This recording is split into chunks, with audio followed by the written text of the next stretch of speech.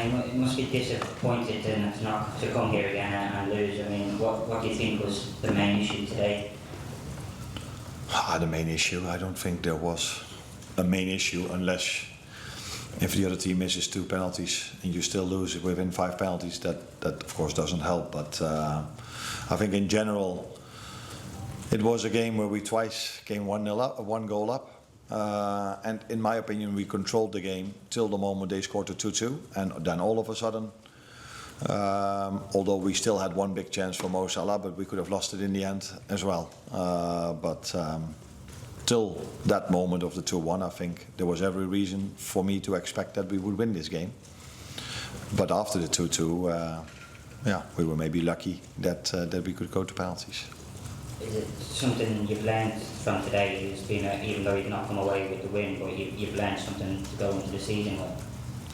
Yeah, but that's not something new. I think in the whole preseason we saw how that we are able to create more and we're more comfortable on the ball. We create more opportunities, chances. We dominate maybe even more. Last season we had a lot of ball possession, but that didn't always lead to promising situations. Now we are better in creating and getting promising situations than we were, in my opinion, throughout the whole last season. But the other side is also true that we've conceded 4 against Milan, 1 against the Japanese team, 2 against Bilbao, and again 2 today. And what made us really strong last season was we only won mostly by a margin of 1 goal, and that had mostly to do with us keeping a clean sheet or as a maximum conceding 1 goal. Today we scored twice against Palace last season. We were not able to do that once. We beat them 1-0 and we had a draw 1-1 at Anfield. So that's the positive, but conceding 2 against a good team, by the way, that has made it really difficult for everyone last season, and I'm expecting them this season again. A lot of balls passed into our last line, and a lot of crosses. For me, I felt that we didn't give away that many chances till they scored a 2-2. Then they were threatening us more. What was your message to the team at full time? Obviously, when you go 2-1 up and then go back to 2-2, but at full time, you know it's going to be decided through penalties. What was your message to the team? Before we took the penalties? Yeah.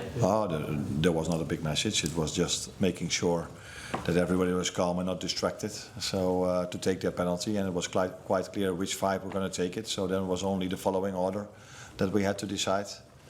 And that's what we did. And then it's, for the players to get their focus for the penalty, and that's what they did. It was quite clear from the first second who would take it. There was no distraction. But that didn't lead to us scoring all 5. And the tribute to Diogo sadly obviously cut short by the minority of Palace fans. Were you disappointed and saddened by what happened? No, I'm a positive person, and if I look at the respect that has been paid to them both from everywhere around the world, this is what I have in my head, and then I think this must be. I don't think this was planned, or this was the idea of the fan that made some noise. Maybe he wasn't aware of the fact that it was the minute of silence. He was just still happy and tried to cheer for his team, and I think then the fans of Palace were trying to calm that person or those persons down. So I don't think he had a bad intention, the guy or people that made noise. Then they tried to calm him down, but that was a bit noisy as well, and then our fans reacted on, hey, what's happening here? So I don't think there's a bad intention to it, because the fans of Crystal Palace and everywhere around the world have paid huge respect to Diogo and Andre, and this was, I think, unlucky, or I can't find the right words, but I don't think there was a bad intention in it. And we will see Friday when Bournemouth come to our stadium how respectful that's going to happen, because then it's also 1.5 months ago, I think, 5 weeks ago. So that's why maybe this fan who was just so happy for them to be here in the Charity Shield that he forgot in a second. You obviously are creating more chances, like you say, but you can see more goals. So how do you get that balance? Because there was 4 days since playing today, there've been new signs minutes. So how do you strike that balance between attack and defence? We've indeed replaced 4 players, and that sometimes you need some time either to adapt offensively, either to adapt defensively. But against Bilbao, we didn't concede one chance at all, maybe one, I don't know, but we've conceded 2 set pieces, which are also a big part of football, but that's not from open play. I don't feel we conceded that much today, but again conceded 2 goals because the first big chance they got that resulted in the penalty, maybe I forget a few chances, but it felt to me that in the 78th minute that was their second big chance of the game.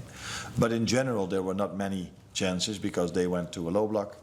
We had a lot of ball possession, and but after the 2-2 they had. So it needs maybe a little bit of adjustment defensively at the moment because we don't concede a lot of chances, but we do concede goals at the moment. Last question, please, Richard. Hi, Arne. Just on Hugo Ekitike. What did you make of his performance as a whole, and what will a goal so early in his Liverpool career do for him? I think it's always nice to score a goal, not only for him, also for Jeremie Frimpong, if you start your career at a new club. But it would have been even nicer to win a game of football because I think that's more important than scoring a goal. But he had a good impact, but he's also an example of a player that came, I think 1.5, 2 weeks ago in the end of our Asian tour. So for me, with only 3 or 4 days in between the Friday game, it wouldn't be smart to play him 90 minutes because of